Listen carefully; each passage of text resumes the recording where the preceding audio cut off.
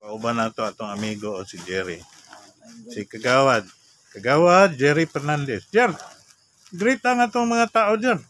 Maayong buntag sa tanan mga Paminaw. nagpaminaw diri sa among kuan. Jer nga nung Fernandez man ka Jer nga.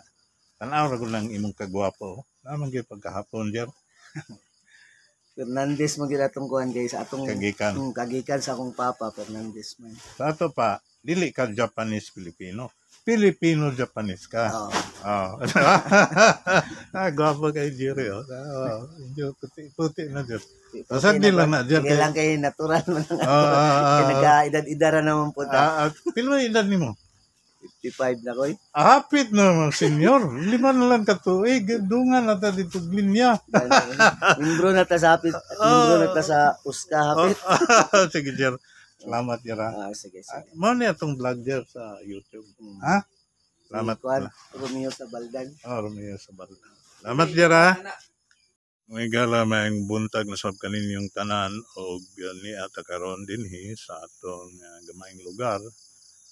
Og kita nimo ang kadagaya nga gihatag sa maayong adlaw.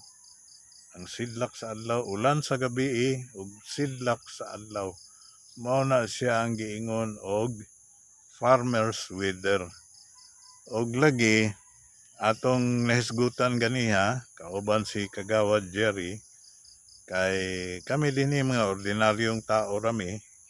Og niya malinawong nanimuyo sa atong mga kabukiran og nananom gawas pa na akong kuan ang akong mga hinayhay gi basa na ko usab kay naulanan gahapon makuha og karon kay maayo man ang adlaw sidlak maugan na ni ang mga ordinaryong tao rami dinhi kita sama kaninyo dinhi sa Pilipinas nga naningkamot ra usab. Og lagi, in honor of Takayama, the leader of the group of the first refugees in the Philippines. You know why? Anong kuan? Nakahisgot ko ani ni Takayama sa gikan sa Japan. Kay diri daghan tag mga kaubanan diri nga may dugong Hapon. They call themselves Filipino-Japanese in the same way that those who have been living here in prosperity call themselves Filipino-Chinese.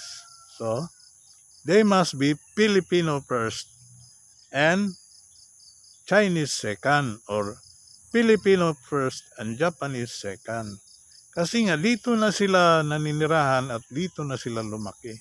Mga Pilipinong-Pilipino na yan sa pananalita, sa kanilang buhay, ngunit patuloy na nananalaytay sa kanilang mga dugo. Ang dugong Hapones at saka dugong Chino. Pero first and foremost, mga Pilipino na yan sila. Ngayon, itong si Takayama, you know why we have Takayama? Because the Philippines is the most refugee welcoming nation of the world. You know why? History tells us that the first refugees in this country are the Japanese, like Takayama. Because when Christianity was declared illegal in Japan during the Shogun era of Japan, so many Christians there were persecuted.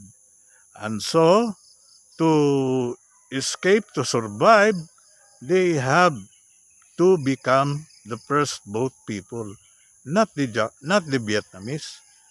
The Vietnamese are the greatest in number as boat people, but the Japanese were the first boat people, and some of them were driven by the wind to become Japanese Filipinos. They have set up a community because Philippines then was ruled by Spain,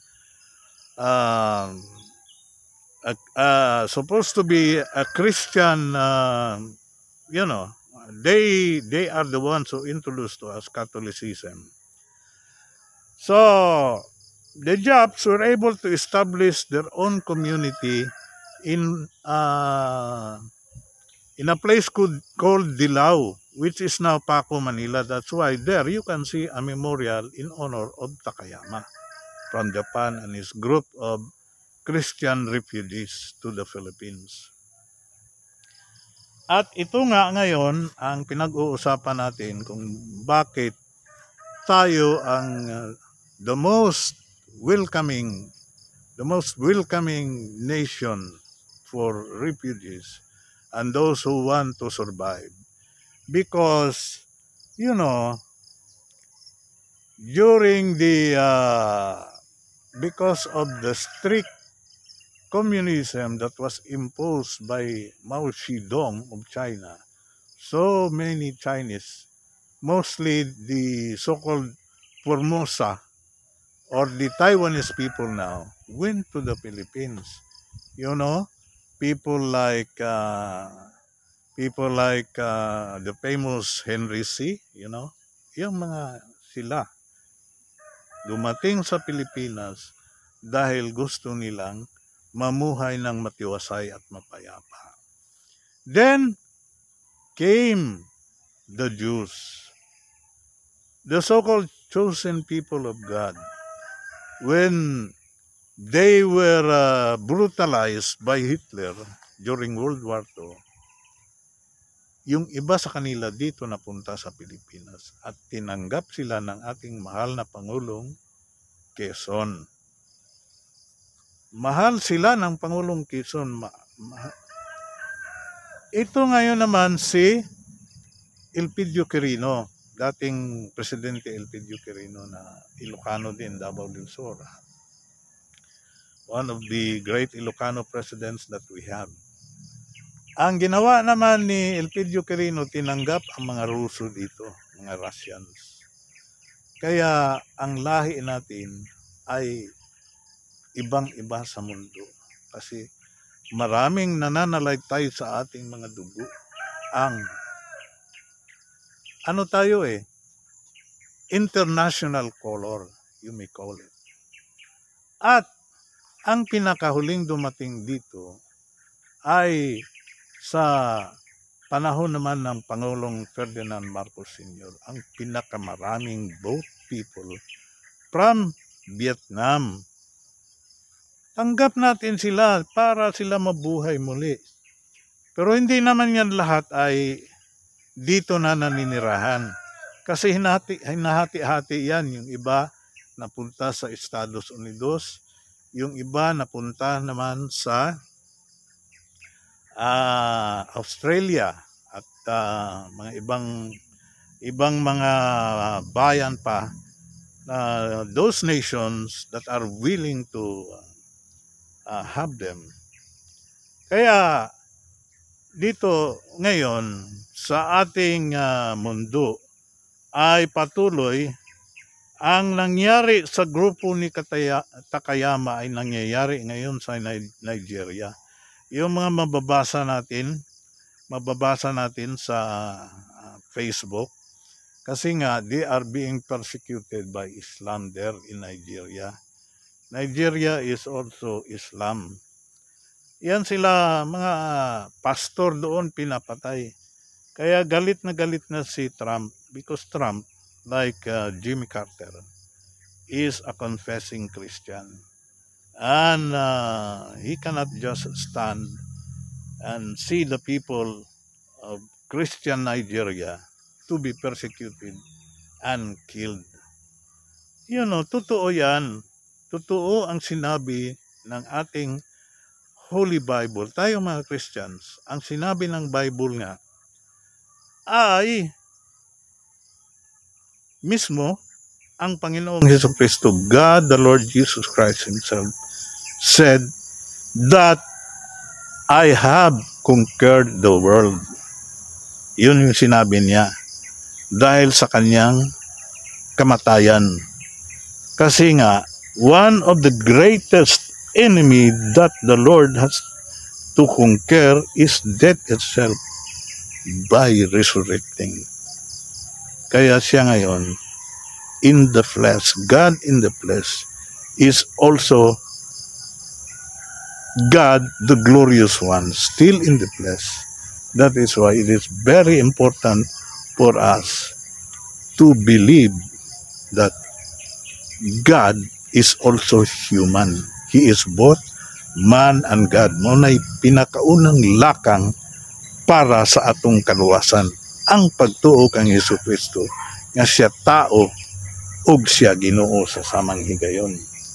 Now, He has already conquered the world, He said. But still, we are still in the flesh. That is why I said, Jesus Christ has conquered the world, but still, Donald Trump has to prove it. Kaya tayo, mga kapatid, dito, balikan natin ang ating bansang Pilipinas. The great nation of the Philippines, the most welcoming nation for refugees and those who want to survive and live. That nation is the Philippines, loved by God. Meron nga ako nakilala isang Vietnamese Naging born again Christian siya. Binago siya ng Panginoon dito sa Davao. Alam mo ang ginawa niya? Naningkamot ang tao.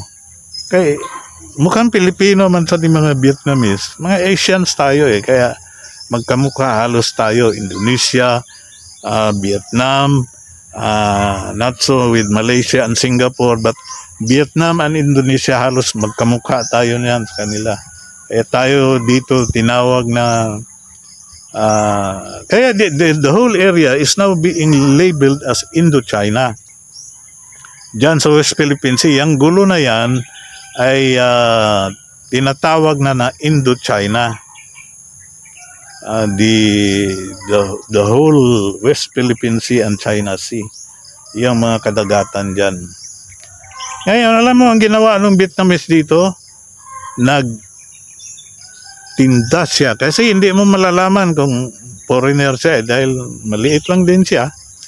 Ang ginawa niya para mabuhay, mag-survive siya, ay di naglalako siya ng mga tawilit dyan sa mga AC driver, mga PUJ, public utility drivers natin dito sa Davao. Maraming bibili niyan kasi mainit. So meron silang pampunas sa kanilang mukha, yung mga tawilit. Ngayon, itong taong ito ay nandun na sa Australia. Big time na siya dahil nakapag-ipon galing dito sa Pilipinas. Doon siya tinanggap sa Australia. Simple lang kanyang prinsipyo sa kanyang buhay at sa kanyang maliit na negosyo. You gain 100 pesos, you spend 10 pesos.